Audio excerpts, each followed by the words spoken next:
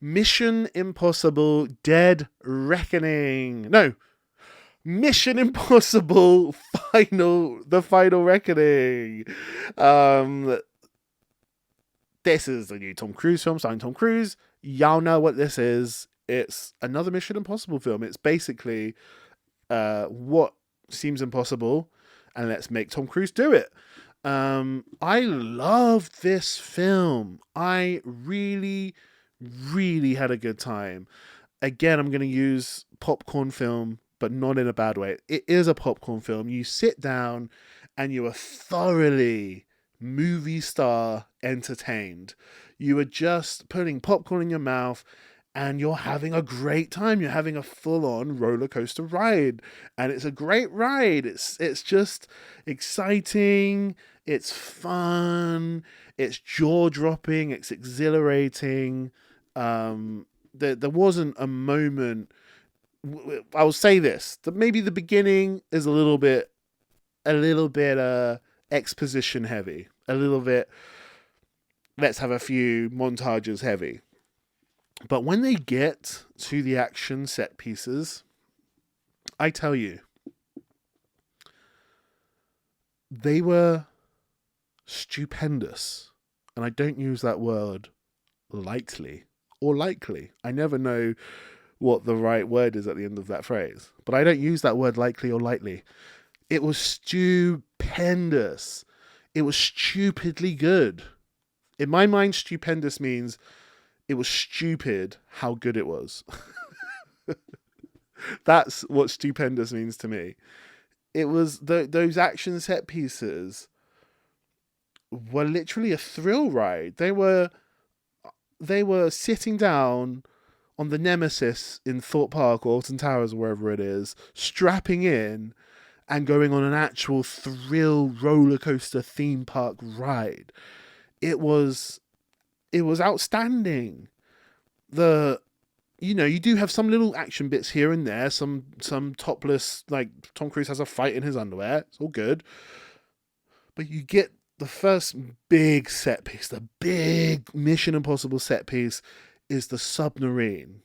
So Tom Cruise with like a some kind of snorkeling breathing apparatus swimsuit on in the middle of the freezing cold sort of Russian waters, jumps from one submarine that's driving through the is that the right word, driving through the sea. He jumps out and just falls down what seems miles until he lands on a wrecked submarine which is laying on like some cliff on the ocean floor. He finds his way in, and inside the submarine, it's partially filled with water. And as Tom Cruise, Ethan Hunt, he's trying to get something from the submarine. And as he, climbs through the submarine, he opens one door. The water that's in starts going into another room, and that changes the weight distribution of water in the submarine, which causes the submarine to start rolling off this cliff that's already miles underwater.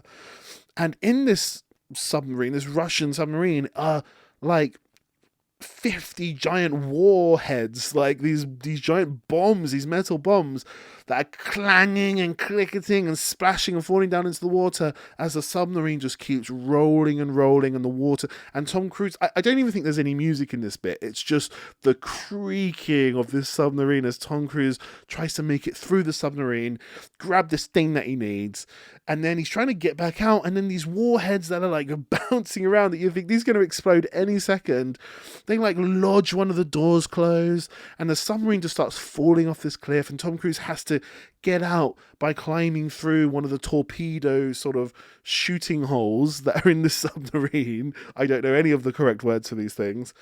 And he can't quite fit in because this breathing apparatus is so big and clunky. He's got to take that off. So now he's naked again. He's in his underwear in freezing cold water, holding the apparatus to his face, like trying to get through the torpedo hole, getting out, and he's falling deeper and deeper and deeper. And then the submarine like yanks his breathing apparatus, and he's like flying like down and down and down to the point where he'd probably just die from getting crushed by water. But he just lets the breathing apparatus go. So he's there, just in the bottom of the ocean, no breathing apparatus, no clothes, and you're just like, this is crazy. This is pure insanity. And it's just thrilling. It's so exciting to watch. And then towards the end, you've got, which you've probably seen on the posters, the airplane sequence of Tom Cruise on the wings of the airplane trying to hold on for dear life. Again, you're like out of breath watching it. You're like, this is pure cinematic, just orgasmic fun. It's so good. I will say maybe there's no sorry, the phone is ringing. Maybe there's no moment of the film which is the quintessential kind of clever Mission Impossible moment. You know, those moments, those parts where they accomplish a mission by doing something that's so insanely clever that people don't even realize the team have done it. They've stolen somebody and killed him, and no one even realizes that the man has been kidnapped or killed. Like, no one even realizes. Somehow the team managed to pull it off despite everything usually going wrong. There's no like clever moment like that where they just, through their own sort of ingeniousness, trick the bad guy.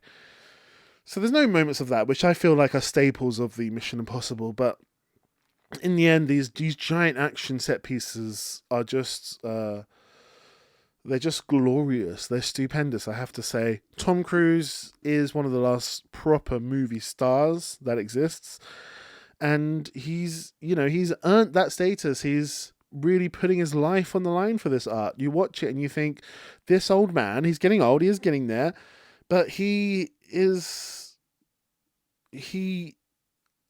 almost killing himself for the sake of making great films for us to watch. So well done, Tom Cruise. I've loved the Mission Impossible series from number 1 all the way up to The Final Reckoning. I thought these are great, fun, solid action adventure movies.